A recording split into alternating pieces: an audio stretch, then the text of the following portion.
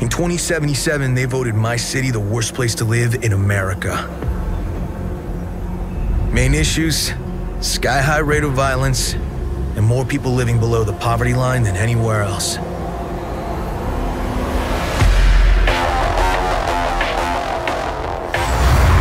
Can't deny it, it's all true. But everybody still wants to live here. This city's always got a promise for you. Might be a lie, an illusion, but it's there, just around the corner, and it keeps you going.